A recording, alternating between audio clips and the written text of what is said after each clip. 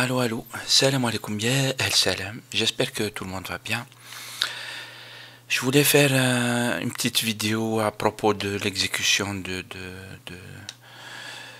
du touriste français en Algérie. Je voulais juste rapporter un peu ce que disent les gens sur les réseaux sociaux. Beaucoup de questions se posent en fait. Je ne veux pas jouer à celui qui pense au complot systématiquement, etc. C'est pas bon, hein. C'est juste qu'il y a beaucoup de questions et je pense que il faut répondre aux questions. Et si les gens ils n'ont pas de réponse, ils commencent à spéculer. Ils imaginent beaucoup de choses. Et je vous ai pris cette photo là, cette photo qu'a mise quelqu'un sur sa page, qui se pose des questions sur les deux montres des ravisseurs qui sont exactement les mêmes, leurs vêtements qui sont neufs, qui sont propres, le chèche hadek, c'est un truc neuf, c'est le même qu'ils ont les deux mecs. On voit des barreaux derrière. Et ils disent donc que c'est probablement à l'intérieur, c'est pas un truc qui est filmé à l'extérieur. Et qu'est-ce qu'ils ont dit aussi? Les Kalachnikov, le chargeur, c'est pas comme d'habitude dans les maquis, les chargeurs ils sont usés, ils sont scotchés, tenus, etc. Là, c'est des chargeurs tout à fait neufs, bien installés, sans scotch, sans rien. C'est ce que dit l'image en fait. Il y a des trucs comme ça en fait. Ils disent ils ne sont pas sales, etc. Du coup, les gens ils se posent beaucoup de questions. Il y a d'autres questions qui se posent aussi, notamment la facilité avec laquelle ils ont posté leurs vidéos sur Internet. C'est bizarre parce que ça a été rappelé que les-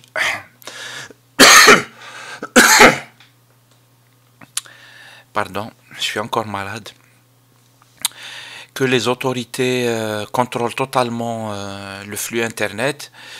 Et comme le disait quelqu'un hier, quand ils font un ratissage comme ça, ils coupent les communications, ils coupent Internet, ils coupent tout. Comment les terroristes ont fait passer leurs vidéos. Un autre truc, c'est que c'est-à-dire les ravisseurs, ils ont fait une prise d'otage. Et ils ont exécuté tout de suite après leur otage. C'est-à-dire, c'est comme s'ils n'attendaient pas des négociations, une réponse à leurs exigences. Ils n'avaient pas d'exigences particulières. Même s'ils disent Hollande, il faut qu'il arrête sa guerre, mais 24 heures plus tard, ils ont exécuté leur otage. C'est-à-dire qu'ils n'ont pas attendu que leurs exigences politiques aboutissent. Ce qui fait un peu bizarre.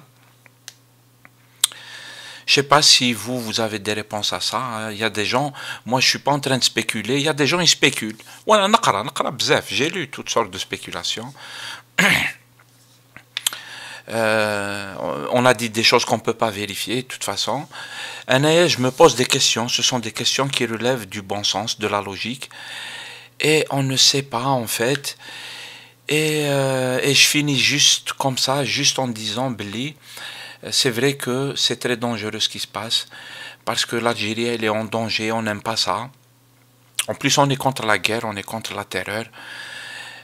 Et puis, vous savez, c'est ce que disait Ahmed Chouchen, qui était intervenu sur Radio Tahrir. Vous pouvez la retrouver dans ma précédente vidéo. Il faisait une analyse qui est partagée par certains observateurs qui disaient que quand on a intégré Daesh de cette manière dans la problématique sécuritaire algérienne, c'est un précédent en fait, parce que quand les décisions d'attaquer des pays, quand il s'agit de faire ce qu'ils appellent eux la guerre contre le terrorisme, ou la guerre contre le terrorisme, on sait à quoi ça sert, à quoi c'est qui les bénéficiaires, etc. de ce type de va-t-en-guerre. Donc on a intégré l'Algérie désormais. Et ça, c'est un précédent qui est très dangereux. Voilà, donc des questions, si vous avez des réponses peut-être. Et puis une analyse sur les conséquences qui peuvent être très très graves pour notre pays. On ne souhaite pas ça. Et on demande aux Algériens d'être très vigilants. Chab al-Jazairi, parce que le qiyada, c'est terrible. Mais Chab al-Jazairi, il faut rester vigilant. Et c'est tout, Inch'Allah, Salam alaikum, à plus tard.